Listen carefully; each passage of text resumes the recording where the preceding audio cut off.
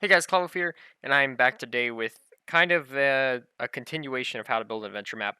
The last one that I made was not very good in terms of following the theme of adventure map because it did kind of turn into a horror map, but it's the same kind of thing. They work similarly, and that was about a year ago, so I figured why not do it again? A lot of people liked it. A lot of people coming here from PE edition, just getting on to map making because of the new update. So I figured I'd make something a little newer, a little more fresh, but kind of the same thing that I did before.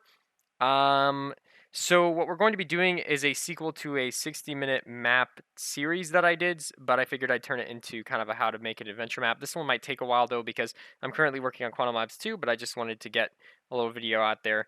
Anyways, so it was called Infiltration, Season 1.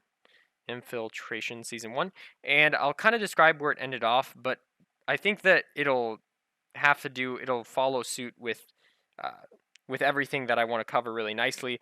It's mainly, this isn't like step by step how to build an adventure map. This is more me building an adventure map and showing you guys some of the things that I do when I'm making an adventure map, and hopefully showing you guys some little techniques that you can use in your creation too. So you can create a new adventure map right now, or use this in an adventure map you are working on already, and maybe just kind of build along, work along, uh, apply some of the things that I show you in here.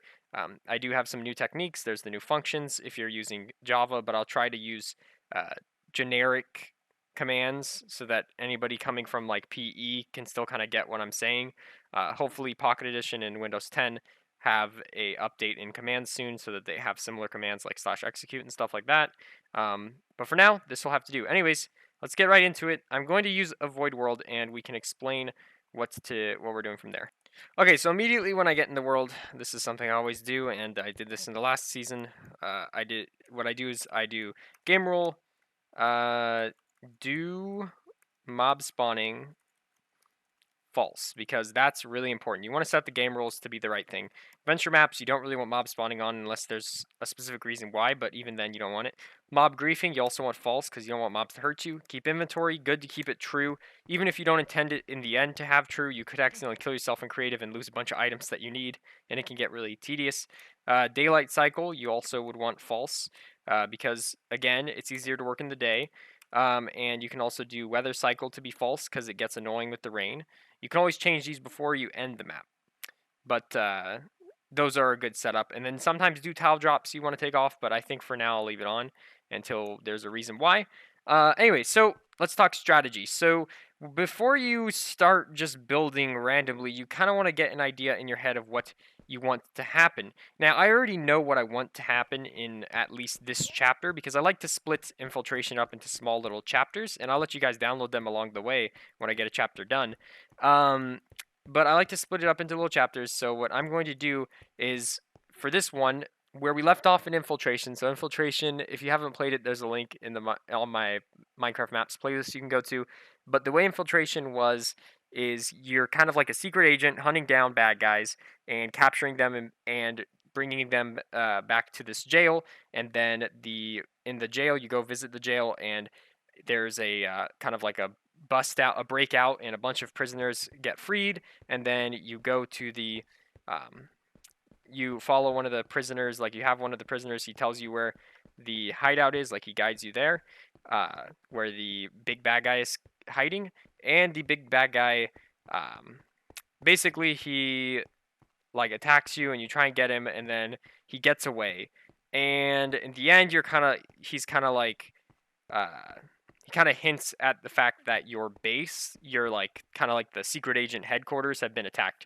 So that's where I want to start in this one. We're gonna need a secret agent headquarters, and we're going to make it look like it got destroyed because the main bad guy took it out. This is a really generic storyline. I wouldn't say it's very. This map is meant to be complex. It's not meant to be too complex in the storyline. It's pretty generic in the storyline, but I think what makes it fun is just the battles and stuff. And thus, people are probably going to enjoy um, like getting into the complexity of the story, because it's not that complex of a story. It's basically just go kill and shoot things and take out the bad guy, which is what most movies are like that have that kind of are like secret agent movies. James Bond, they do have complicated things going on, but in my opinion, the majority of what people are there to watch is just to watch James Bond beat up some people. Let's be honest. But so that's what I'm kind of highlighting as the main strength of this map. You got to have your strengths and weaknesses for your map. Um, you got to kind of pick it out. Some maps, the strength is in the story. I'd say Weekend in Hartsville, the strength in that map is the characters and probably the choices, and how your choices can affect things. Um, but in this map, it's definitely the action. So make sure that you pick at least one strength for your map, and make sure that it's something that people would want to do. And if you do it, whatever you pick, you have to make sure you're doing it right. Because if you get that part wrong, the rest of the map just falls apart. Like if the main thing that makes this map fun is like the player versus mobs, like shooting down the bad guys, breaking into buildings. If the infiltration is not fun, then nobody's gonna want to play the map because that's the best part about it. So I gotta make sure I make the infiltration right. I gotta make sure I have custom weapons along the way. Gotta make sure it's not too hard but not too easy. I gotta get all these things right.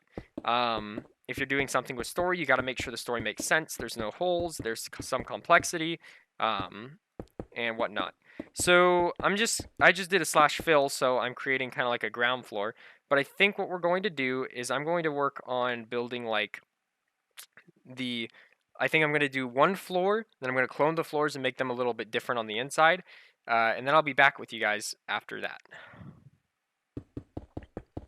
So one additional thing I'd probably suggest that you keep in mind is kind of like build design, like build pattern, because this map's like infiltration.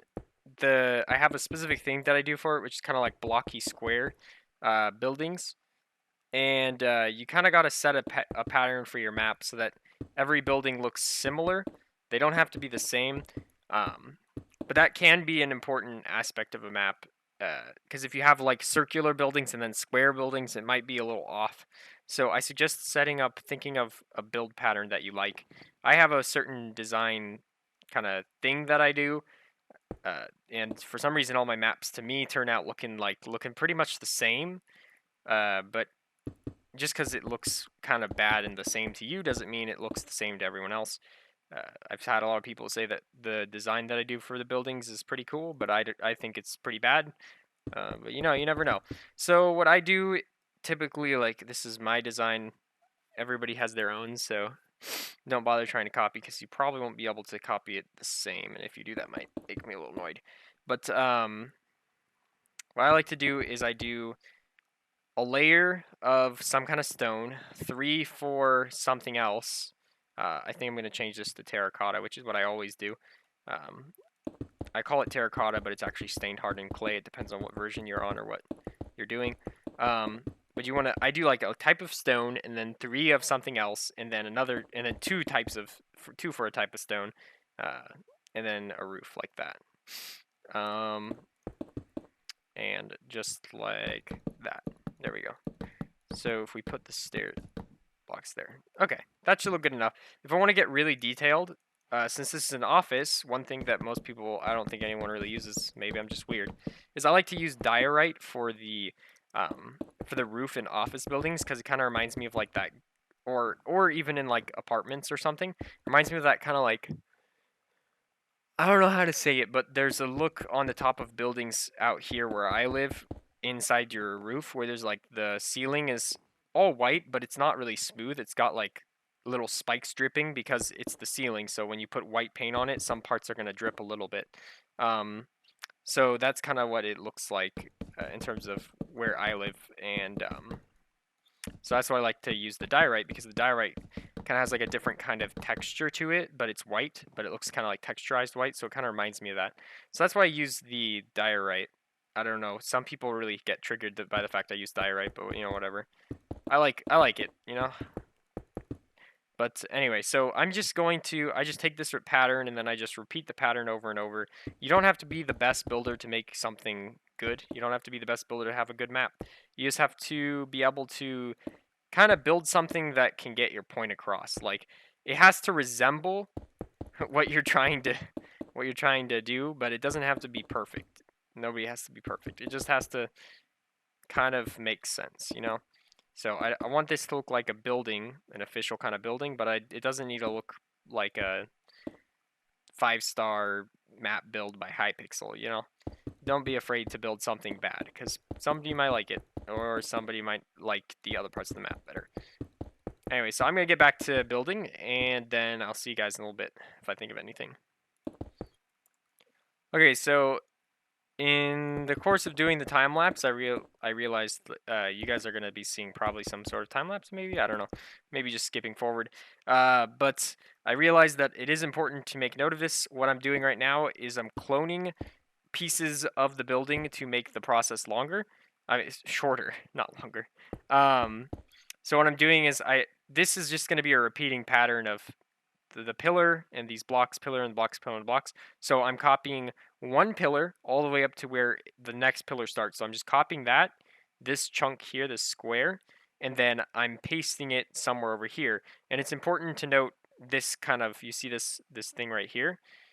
That's where it's going to clone. So if I clone right where I'm standing, anything I put will go that way. So that's why you might have seen I had some problems because I'm cloning going the opposite direction. So I got to just, guess the right spot, put it in the coordinates like that, and see how that's only 4. So I need to move it back one. So I'll put it in the coordinates like this again.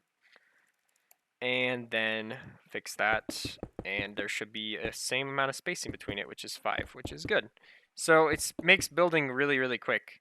And I'm just going to cut this off since I want it to be symmetrical, So I want this to look the same on both sides. So and have an even number. So I realized that this is one too big. So we're gonna cut this off. We're gonna make it one shorter than it was, and there we go. That's all we had to do. So now we have one wall done.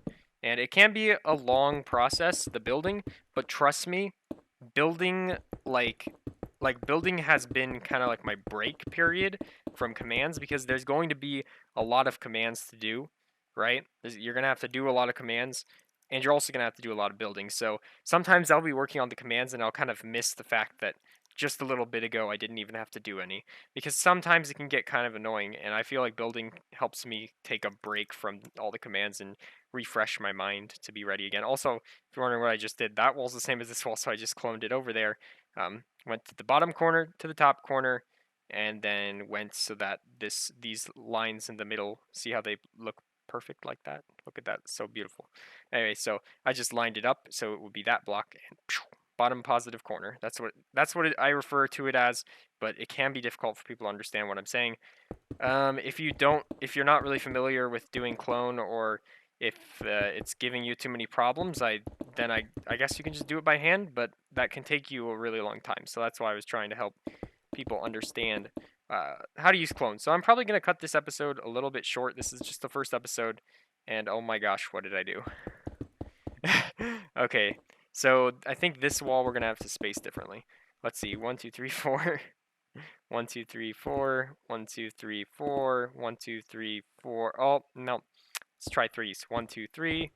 1, 2, 3. 1, 2, 3. 1, 2, 3. 1, 2. Oh. Okay, fine. We're going to go with 5 and 5. Okay. 1, 2, 3, 4, 5, 6, 7, 8, 9. 1, 2, 3, 4. Okay, so we're doing 5, 4, 4, 5. Okay. Confusing. Okay, so I'm probably going to cut this one a little short because a lot of it is building. And once I get some of the building done, it'll be less difficult for me to make episodes. And I'm a little bit out of breath and out of thoughts right now. So I'm just going to keep building, and I'm going to try and get this first building done. And once I get the first building done, then I can start putting together some of the commands. I think next episode I'll put together the commands for some of the weapons. And if you guys want to see that, go ahead and leave a comment in the description. What weapons you'd want to see in a secret agent map? What weapons do you think the secret agent should have? I used to have a tomahawk, but that was in a 60-minute map, so I built a part of the map, Infiltration chapter, I think 3, in only 60 minutes. But I had to make like a really simple tomahawk, but I can add in a really nice looking tomahawk that does like an arcing pattern and everything. I made it from before. But if you want to see a tomahawk, you put that in the description. Whatever you want to see. I think throwing knives might be good to have in there, but I'm only going to pick one of the comments in the description to implement because I want to try and reduce how much the player has to learn, because it's also important in a map to keep in mind what the player needs to learn. If the map has too many like complicated mechanics right from the start, it can be annoying, and if the player has to do a tutorial, it can be annoying. So you got to get the right balance of easy items at the right time. So you want to give the player like one item at the start. If there's like a complex use of an item like a tomahawk, just give the player the tomahawk at the start. Maybe in the lore, tell them how to use it.